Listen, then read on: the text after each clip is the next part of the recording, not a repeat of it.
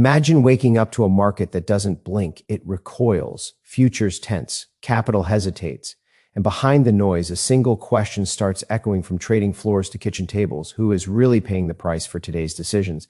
This is not a partisan argument. This is not a headline battle. This is the moment when economic reality collides with political theater, and history shows truth always wins. Stay with me, because what we're about to unpack explains why confidence is cracking, costs are rising, and why the next chapter of the American economy is being written right now, whether we're ready or not. Let me be very clear about what is unfolding, because clarity matters when markets, households, and future generations are on the line. What is being sold as a bold economic victory is, in reality, a dangerous sleight of hand. We are being asked to celebrate a tax bill that dramatically expands the deficit at a time when discipline should be non-negotiable. This is not a theoretical concern. This is arithmetic. When spending commitments explode and revenues fail to keep pace, the result is debt. Debt that compounds, crowds out private investment, and ultimately weakens the very economy it claims to protect. For decades, America's economic strength has rested on credibility. Investors believe that while politics might be noisy, the fundamentals were sound. That belief lowers borrowing costs, supports the dollar, and fuels long-term growth. But credibility is not permanent. It must be earned, protected, and renewed. When policymakers choose applause today over accountability tomorrow, they chip away at that foundation. Adding trillions to the deficit without a serious plan to control spending is not a growth strategy. It is postponement dressed up as progress. Deficits are not abstract numbers on a balance sheet. They translate into higher interest rates, reduced flexibility in future crises, and a heavier burden on the next generation of workers and entrepreneurs. Every dollar borrowed today is a dollar that must be financed tomorrow, often at a higher cost. And when debt service begins to rival spending on national priorities, choices narrow quickly. That is when governments resort to blunt tools, higher taxes, inflation, or financial repression, all of which punish productive risk-taking. What is most troubling is the false narrative that this path is somehow pro-business or pro-growth. Sustainable growth comes from productivity, innovation, and efficient capital allocation, not from fiscal excess. Markets reward countries that show restraint, predictability, and respect for long-term consequences. They penalize those who substitute optimism for math. You cannot outrun compounding interest with rhetoric. Eventually, the numbers win. There is also a moral dimension here that cannot be ignored. Fiscal irresponsibility is a quiet form of generational theft. It allows today's leaders to claim victories while handing the bill to people who had no voice in the decision. That is not leadership. Leadership requires telling hard truths, especially when they are unpopular. It requires acknowledging that tough choices on spending, priorities, and trade-offs are the price of lasting prosperity. The United States has navigated far greater challenges than this, but it has always done so by respecting reality. When we drift away from that discipline, markets notice, creditors notice, and eventually voters notice, often after the damage is already done. If we genuinely care about economic strength, competitiveness, and opportunity, then we must stop confusing short-term stimulus with long-term health. Growth built on debt is fragile, and fragile systems do not lead the world, they react to it. This is not a call for pessimism, it is a call for seriousness. Because serious nations do not gamble with their balance sheet. They manage it carefully, deliberately, and with the future firmly in mind. There is a comforting story being told about tariffs, that they are a tool of strength, a shortcut to industrial revival, a way to bend global trade to our will. But comforting stories are not an economic strategy. Tariffs are taxes, plain and simple, and like all taxes, they have consequences. The difference here is that the bill does not arrive labeled as such. It shows up quietly in higher prices, thinner margins, delayed investment, and reduced competitiveness. And by the time the public feels it, the damage is already in motion. When you impose broad tariffs, you are not negotiating with abstractions, you are interfering with deeply integrated supply chains that have been optimized over decades. Modern manufacturing is global by design. Components cross borders multiple times before a finished product reaches the consumer. Disrupt that flow, and costs rise everywhere. Businesses are forced to choose between absorbing those costs, which weakens balance sheets and suppresses hiring, or passing them on to consumers, which erodes purchasing power. Either way, growth slows. What is often ignored is who ultimately pays. Tariffs are regressive. They hit households with the least flexibility the hardest because higher prices on essentials take a larger share of their income. That is not economic nationalism, it is economic self-harm. If the objective is to strengthen the middle class, raising the cost of everyday goods is a strange way to begin. Inflation does not feel like policy, it feels like failure. There is also a strategic cost. When tariffs are applied inconsistently, with exemptions carved out for some and not others, markets do not see strength. They see unpredictability. Capital do. Ease not flow confidently into environments where rules change by tweet or exception. Investment pauses. Expansion plans are shelved. And over time, that uncertainty becomes embedded in valuations. You cannot build a manufacturing renaissance on instability. Factories require long-time horizons, not policy whiplash. The idea that tariffs alone can bring back jobs misunderstands the forces reshaping industry. Automation, artificial intelligence, and productivity gains have permanently altered labor demand. Even when production returns, it returns leaner. Pretending otherwise may win applause, but it sets false expectations. Real competitiveness comes from investing in skills, infrastructure, and innovation, not from taxing imports and hoping the past reappears.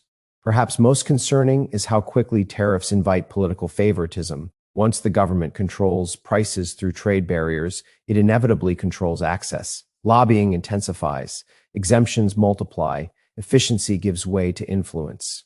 This is how markets become distorted and trust erodes. The invisible hand works only when it is not being constantly overridden. Strong economies do not fear competition, they prepare for it. They invest in their people, protect the rule of law, and create conditions where capital and talent want to stay. Tariffs, used carelessly, do the opposite. They narrow choices, raise costs, and weaken the very resilience they claim to defend. If the goal is long-term prosperity, then policy must align with economic reality. Growth does not come from walls around markets. It comes from confidence that rules are stable, costs are transparent, and decisions are guided by logic rather than impulse. Without that, tariffs become not a shield, but a slow drain on national strength. When government policy starts deciding who wins and who loses, markets stop being markets, they become negotiations. And that shift, subtle at first, is one of the most corrosive forces an economy can face. The moment exemptions, carve-outs, and special treatment enter the picture, efficiency gives way to influence. Capital no longer flows to the most productive ideas, it flows to the best connected. That is not capitalism. That is favoritism wearing the language of policy. History is remarkably consistent on this point. Systems that allow political discretion to override market signals always drift towards stagnation. Innovation slows because risk-takers learn that success depends less on execution and more on access. Smaller firms, often the source of the most disruptive ideas, are crowded out by incumbents with lobbying power. Over time, the economy becomes less dynamic, less competitive, and more brittle. Growth may continue for a while, but it does so on weakening foundations. The danger is amplified when policies are implemented unevenly. Broad rules with narrow exceptions create uncertainty that cannot be hedged. Businesses cannot plan around favoritism because, favoritism has no model. One quarter you are compliant, the next you are disadvantaged. This unpredictability raises the cost of capital and suppresses long-term investment. Rational executives delay decisions, not because they lack ambition, but because the rules of the game are no longer clear. There is also a profound trust issue at stake. Markets operate on confidence that prices reflect value, that competition is fair, and that rules apply equally. When that confidence erodes, participation shrinks. Investors demand higher returns to compensate for political risk. Entrepreneurs think twice before committing years of effort to ventures that can be undermined by a policy reversal or an unannounced exemption. Trust, once lost, is extraordinarily difficult to rebuild. Perhaps the most troubling consequence is cultural. When favoritism becomes normalized, it changes behavior. Companies redirect resources away from research, training, and expansion and toward regulatory strategy. Talent migrates from engineering and innovation to lobbying and compliance. The economy does not collapse overnight, it calcifies. Progress becomes incremental, defensive, and inward-looking. Supporters of discretionary policy often argue that it is necessary to protect national interests or strategic industries, but protection without discipline quickly becomes entitlement. Once benefits are granted, they are nearly impossible to remove, regardless of performance. Accountability fades, inefficiency persists, and taxpayers are left underwriting outcomes they did not choose. The strength of a market economy lies in its neutrality. It rewards success and penalizes failure without prejudice. It forces constant adaptation and punishes complacency. When the government intervenes selectively, it dulls that mechanism. The system may appear stable, but it is stability built on suppression, not strength. If the objective is a resilient, innovative, and competitive economy, then policy must resist the temptation to micromanage outcomes. Fair rules, applied consistently, do more to drive growth than any targeted intervention ever could. The role of leadership is not to pick winners, but to protect the process that allows the best ideas to win on their own merits. There is a troubling inversion happening in public discourse, where those responsible for running large, complex enterprises are portrayed as adversaries, simply for speaking candidly about economic reality. That inversion is not just unfair, it is dangerous. When leaders who employ thousands of people and allocate billions in capital are attacked for offering honest assessments, the message sent is clear: silence is safer than truth. And economies do not thrive when truth is discouraged. Executives sit at the intersection of policy and consequence. They see firsthand how decisions made in Washington translate into costs, hiring plans, supply chains, and consumer prices. When they warn that policies are increasing uncertainty or eroding competitiveness, they are not engaging in politics. They are doing their jobs. Dismissing those warnings as disloyalty or self-interest ignores the fact that markets are unforgiving. Reality does not bend to rhetoric, and balance sheets do not respond to slogans. The irony is that constructive criticism from business leaders is often a sign of confidence in the system. People speak up when they believe the system can still correct itself. Attacking them for doing so accelerates the opposite outcome. It creates an environment where decisions are made in echo chambers, insulated from operational feedback. That is how policy mistakes compound. Not because no one understood the risks, but because no one felt permitted to say so. There is also a broader signal being sent to global capital. Investors watch how a country treats its private sector.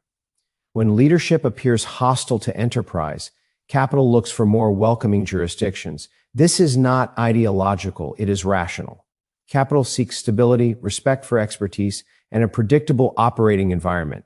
Publicly vilifying corporate leaders for economic commentary introduces a new category of risk, reputational and political, that cannot be quantified but is certainly priced in. Critics often argue that executives should simply absorb policy changes and adapt. But adaptation has limits. Businesses can adjust supply chains, manage costs, and reallocate capital up to a point. Beyond that point, investment slows, innovation stalls, and growth weakens. Honest feedback is not obstruction, it is a warning flare. Ignoring it does not prove strength. It proves insulation from consequence. A healthy economic system relies on dialogue between policymakers and those who operate within the economy every day. That dialogue does not require agreement, but it does require respect. When disagreement becomes grounds for attack, the system loses a critical feedback loop. Over time, that loss shows up in slower growth, fewer opportunities, and diminished competitiveness. Leadership is tested not by applause, but by how it responds to uncomfortable information. Surrounding oneself only with affirming voices may feel stabilizing, but it is strategically reckless. Progress depends on friction, on debate informed by experience, data, and accountability. If the goal is long-term prosperity, then those who understand how capital, labor, and markets actually function must be part of the conversation, not targets of it. Silencing expertise does not strengthen an economy. It blinds it. There is still a narrow window to change course. but windows close faster than most people expect. Economic momentum is not something you can stop and restart at will. Once confidence erodes, rebuilding it requires far more effort than preserving it in the first place. That is why this moment matters, not in a political sense, but in a structural one. The choice is being mad. Now will determine whether the economy remains resilient or drifts into a cycle of uncertainty that feeds on itself. Markets are remarkably patient when they believe leadership understands the stakes. They tolerate noise, they absorb shocks, but they do not tolerate confusion masquerading as strategy. When policies appear reactive rather than deliberate, capital becomes cautious. When rules seem temporary or conditional, investment horizons shorten.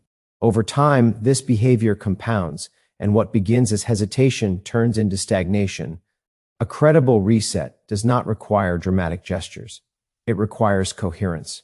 Fiscal policy must acknowledge limits. Trade policy must recognize complexity, and economic leadership must value predictability over provocation. Growth is not driven by surprise, it is driven by trust. Trust that contracts will be honored, that incentives will remain stable, and that tomorrow's rules will not punish today's rational decisions. The most effective economic strategies are rarely the loudest. They are consistent, disciplined, and grounded in evidence. They recognize that prosperity is built incrementally through education, infrastructure, innovation, and fair competition. These are not glamorous investments, but they compound quietly over time. Abandoning them for short-term wins may generate headlines, but it weakens the long arc of growth. There is also an international dimension that cannot be ignored. The United States does not operate in isolation. Capital, talent, and ideas are mobile. When policies inject uncertainty, alternatives become more attractive. Competing economies are watching closely, ready to absorb investment that hesitates here.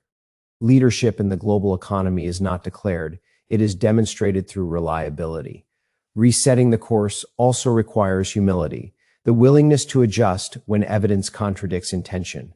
That is not a weakness, it is competence. The most respected institutions in the world endure because they adapt without abandoning principle. They correct early rather than doubling down late.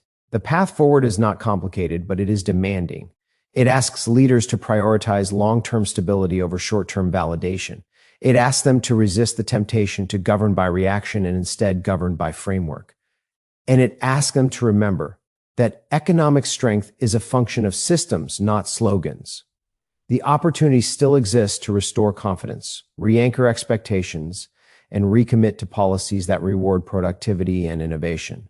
But that opportunity is finite. If it is missed, the cost will not be measured in speeches or polls, but in lost growth, delayed investment, and diminished opportunity. Strong economies are built by those who recognize turning points when they appear and act before momentum is lost. And so the question is no longer what, as promised, but what will remain when the applause fades, because markets remember. Debt compounds. Confidence, once broken, does not return on command. The decisions made in moments like this don't echo for weeks. They define decades. This is the crossroads where slogans meet consequences, where noise gives way to numbers, and history is watching closely. The only uncertainty left is whether leadership will rise to the moment or leave the bill for the future to collect.